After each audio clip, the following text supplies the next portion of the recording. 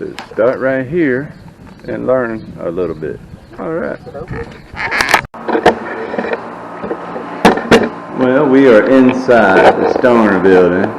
Has some stuff on the wall about the history of Chippokes when it was still had slaves and afterwards, and there's tools in these cases, old tools.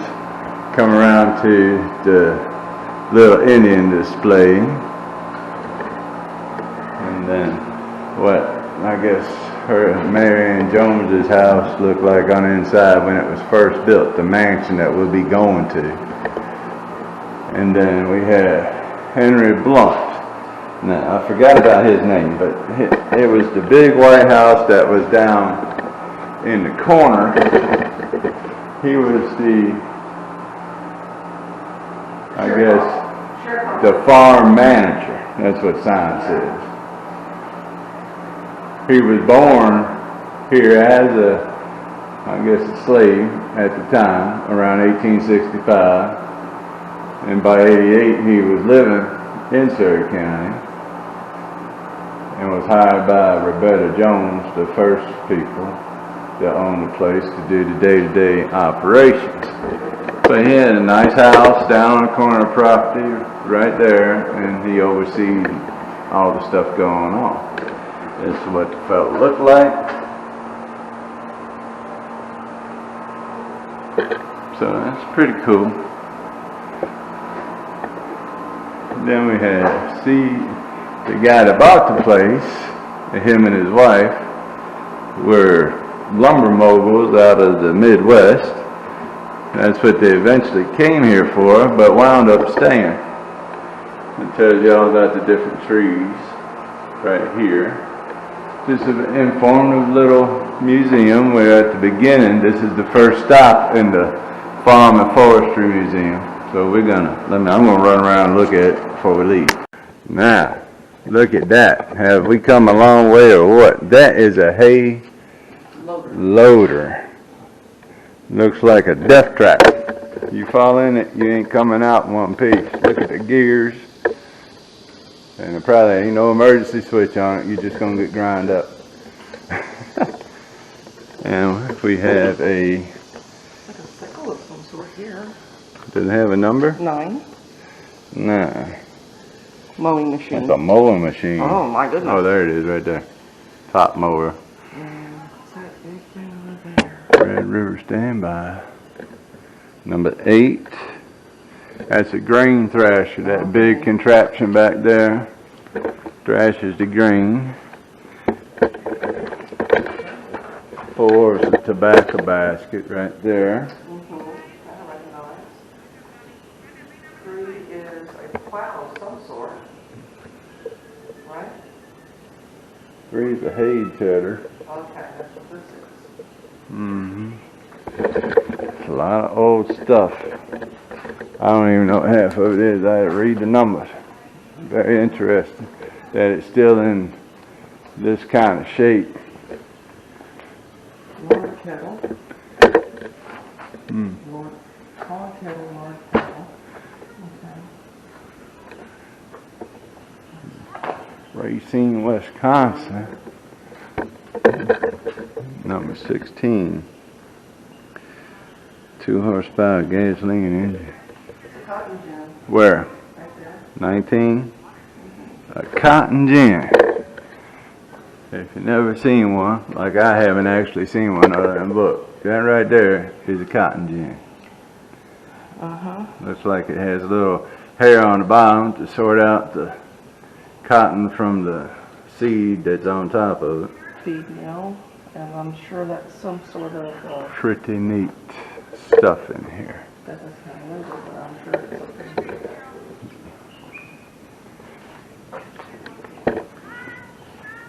Lard press, number 11. This big container right here. Wow. All about hog killing here. So it says hog killing. Hog killing. All right, hog processing. It's a corn sheller. Drop the corn up in here, keep on cranking, and it spits the cob out this side. I've seen these smaller versions. Yeah, there's a smaller version here, right here. I believe that might be it right Yeah, there. Yeah. These things here. yeah, because I've seen them smaller. But that one, industrial size. Now we're getting all about apple pressing. All these are presses. And brandy. Brandy, because that's what Cider, they... whiskey, and brandy. All these are different presses. And then we get over into the grain harvesting side. Making brooms. Still used like that today. Yep, My ain't preferred changed broom. much.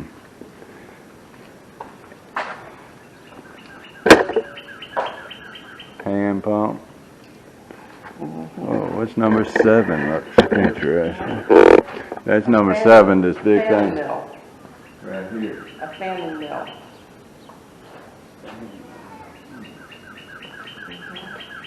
This is a pretty nice terrace, a little warm out in the sun, but all this is shaded and it's pretty nice under here.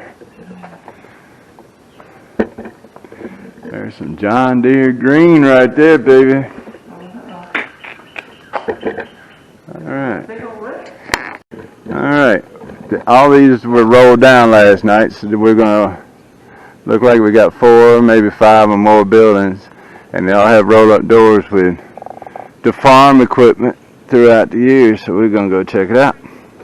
On to the next implementation building. We're in the cultivating section. We got a farm all tractor. Back in the day, there wasn't no rubber tires. That's steel lugs, I guess, and to drive through the field. And then it has a roller on the outside for, I guess, double duty for driving down a paved road instead of turning up. That'd be my guess. And then some horse-pulled, mule-pulled plows that you would walk behind. They're used as lawn ornaments in these days, Mm-hmm. for the most part. But that was your mule that we seen would be used for back in the day.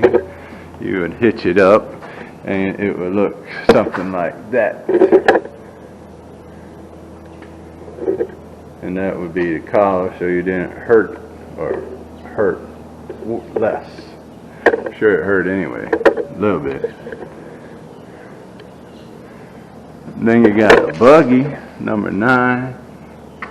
A 1-horse buggy with a harness right there. Still looks pretty much intact, in really good shape, because you know it's old.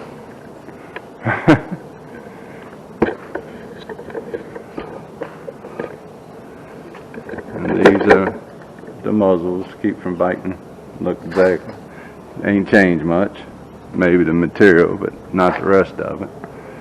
We got a saddle, an egg basket, poultry cages.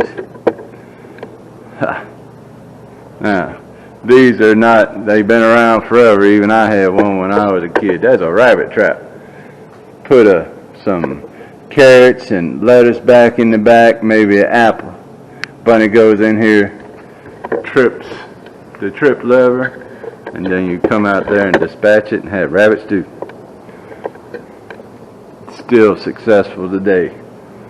You ain't got to do nothing crazy. Build a box with a door and a spring. You can still do it. And up there we got some sheep stuff. Look like some shearing scissors.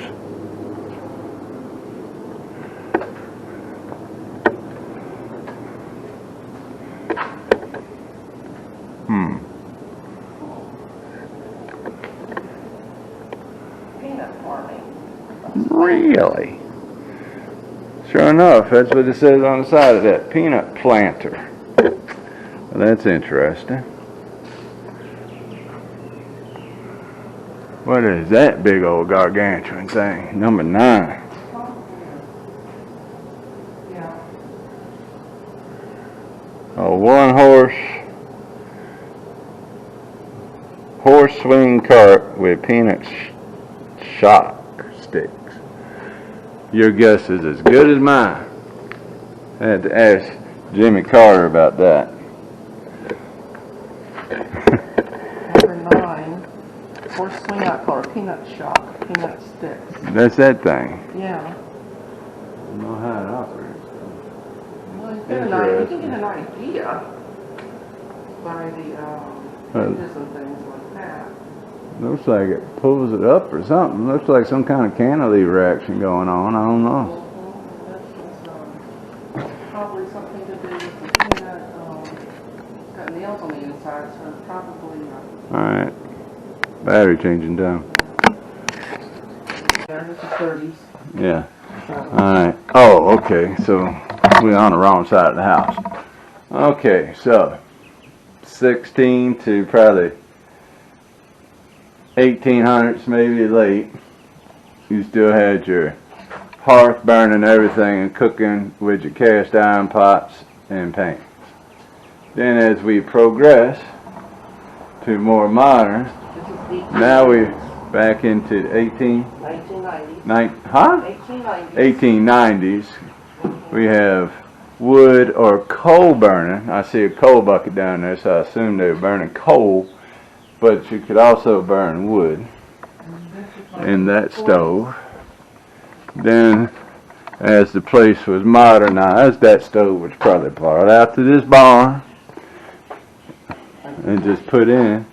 And then we evolve into the 1940s, where you're starting to see your original gas stove right there. Each of them have a valve for each individual burner and 2 in the oven.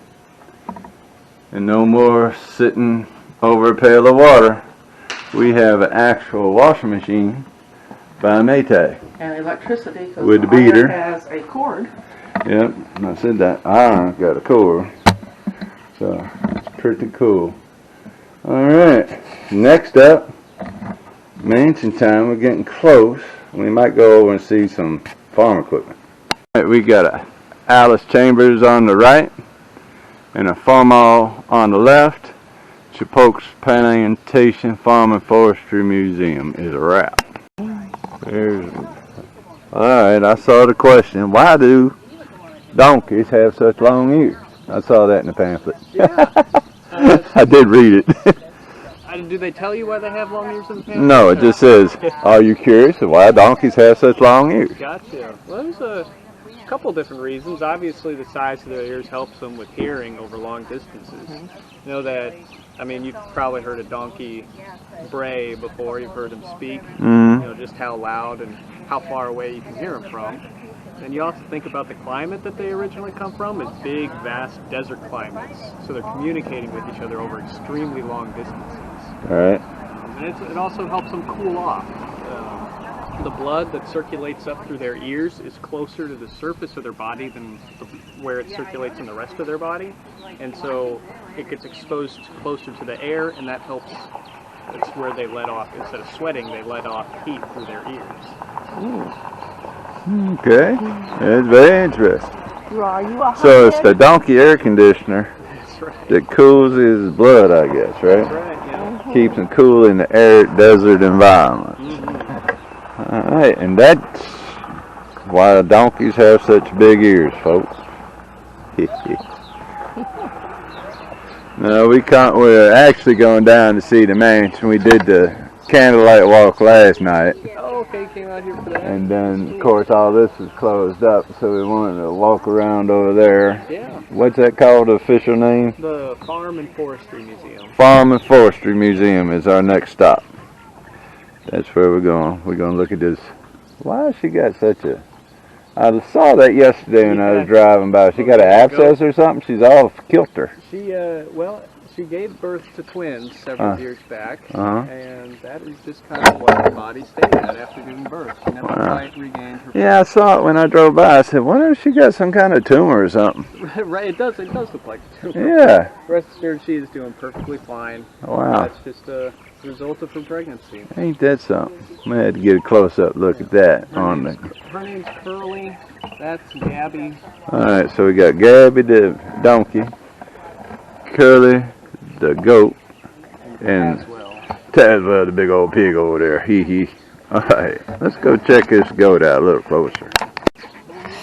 Now, I thought this little goat had a tumor yesterday, but come to find out she had twins, and this is just how she stayed afterwards, which is strange. It's a buildup of fat, so it kind of is a tumor. It's just, you know, not the really bad kind of tumor. Yeah, it just looks so weird when he's driving by. It looks like, she's like, oh, well, maybe she's sick or something. Yeah, yeah. One side seems to be a little larger than the other. Wow. It used to look equal, but I think she lays Yeah. on one side too much and it kind of like... It's just crazy looking. Alright. Here comes Ruby. She's a milk cow, and she's It's like a cat opening a can, right? also a heritage breed that the Chippokes is trying to get all heritage animals back. Hi, girlie. She already dropped it for you. I don't have Oh, she might have stout looking too, Come here, sweetie. ain't she? She's solid looking. Hello, Deja vu. Hey, yeah. Hi, Joel. How you doing? It's Joel again. And she will swing her head from side to side because, as you can see, there's tons of flies buzzing around her, and they kind of bug her. We do our best to keep those under control, but some days are better than others. She's pretty. Yeah, she is a very pretty cow. I had to take a guess how old do you think she is? Well, I got inside information about 4. Oh, okay. You passed the test. I told you. 4 years I old, didn't have to look at her teeth either. We listened and read. about 2,000 pounds. Yeah. Yep, she's a big girl. In the stuff that you read, did it tell you what kind of stuff she'd be used for on the farm? Well, she's a milk cow. Milk cow, yep. She's, in addition to being a heritage breed, we call her a triple purpose breed. 3 uses, milk is one of them. Can you guess what the other 2 are? Steak. Steak, yep. Beef, for sure. And maybe a plow animal. And a plow animal, yep. She is a work cow. A work cow. She says, I live the I life can of see it in Riley. her. She says, did you say work? Uh-huh. It's like, I'm working now. She's wildly intelligent, though. Like, you could tell she was bred to not be a, big dumb cow. And she's big though. She definitely got some Trying and lots of games. solid. She's like me, short and stout. I like her.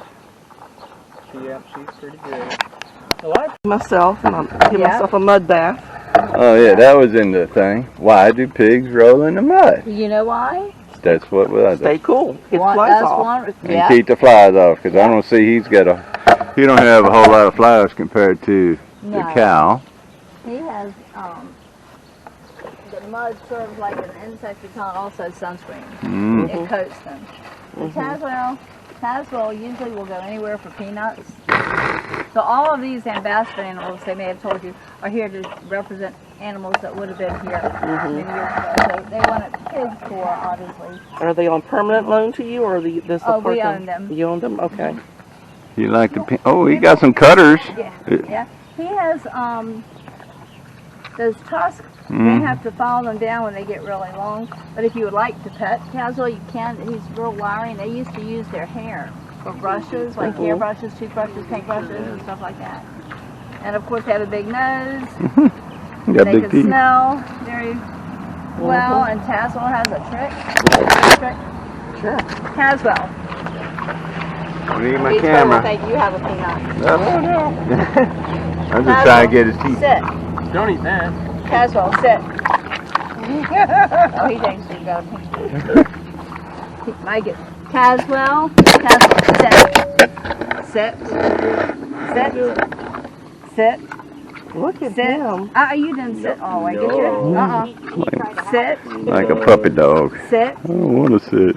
Sit. You want this peanut? Sit. My You belly's gotta in sit, the- Buddy. Gotta sit. Sit. Sit. Sit. Oh, that's close.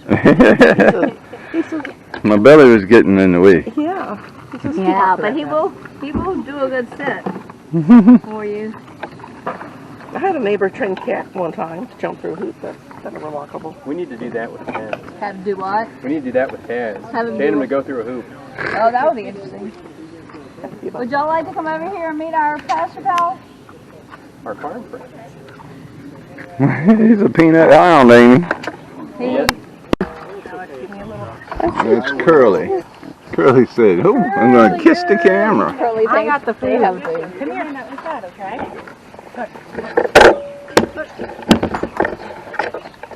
So when you look at Curly, what's the first thing you notice about her? She has horns. She has horns. Do you know? Let me see my camera. So some animals have horns on their head, other animals hand have down lower, antlers. honey. Do you know what the Put it down difference lower. is There you between go. horns and antlers? Yeah, you should know that.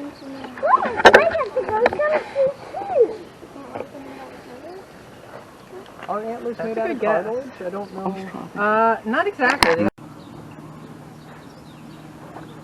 Alright, this is Marshall P.C. Wabash. We was on our way to the farm museum and just happened to catch the rangers out here with their heritage breed animals, which are heritage breed is the animals that would have been on the farm back in the 1800s. So they try to get the animals that were around back then on the farm. We looked at the milk cow already, and we also saw the the pig, and the goat, and the donkey.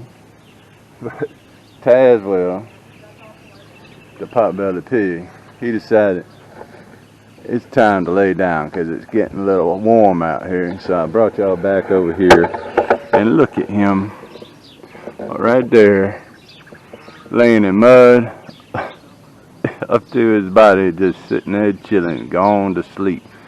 That's pretty funny. And see how Miss Cow's over here. We'll come back over here and give her a little more airtime. Hello, Miss Cow. You're a nice looking girl. 2,000 pounds, female cow. She has horns.